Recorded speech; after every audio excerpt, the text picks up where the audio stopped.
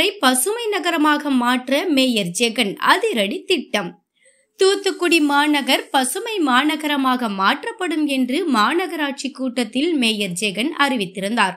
அதற்கான பணிகளை மாநகராட்சி மேயர் ஜெகன், மாநகராட்சி ஆணையர் மதுபாலன் மற்றும் மாநகராட்சி அதிகாரிகள் பல கட்டங்களாக ஆலோசனை மேற்கொண்டு கூட்டத்தில் முடிவு செய்துள்ளனர்.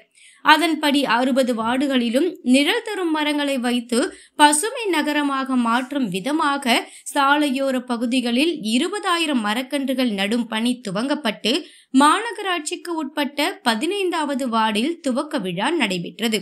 மாநகராட்சி மேயர் ஜெகன் தலைமையில் தூத்துக்குடி நாடாளுமன்ற உறுப்பினர் கனிமொழி மரக்கன்றுகளை நட்டு துவக்கி வைத்தார். நிகழ்ச்சியில் அமைச்சர் கீதா ஜீவன், கலெக்டர் இளம்பகவத், ஆணையர் மதுபாலன் மற்றும் அரசு அதிகாரிகள் பலரும் கலந்து கொண்டனர். இந்த சாலையோரங்களில் 23 வகையான மரக்கன்றுகள் நடப்பட உள்ளது. பலாமரம், நெல்லிக்கனி, வேங்கை, ஆவி மரம், வாகை மரம், புங்கை, கொய்யா மரம், ஆலமரம், தேக்கு மரம், நாவல், வேம்பு, புளிய மரம் உள்ளிட்ட 23 வகையான மரக்கன்றுகள் மாநகரின் 60 வார்டுகளிலும் சாலையோரங்களில் நடப்படுகிறது.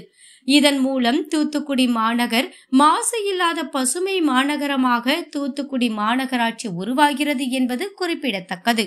தமிழக முதலமைச்சரின் உத்தரவின்படி தூத்துக்குடி நாடாளுமன்ற உறுப்பினர் கனிமொழி ஆலோசனையின் பேரில் தூத்துக்குடி மாநகராட்சி மேயர் ஜெகன் தூத்துக்குடி மாநகர பணிகளை தொடர்ந்து செய்து வருகிறார் என்பது குறிப்பிடத்தக்கது.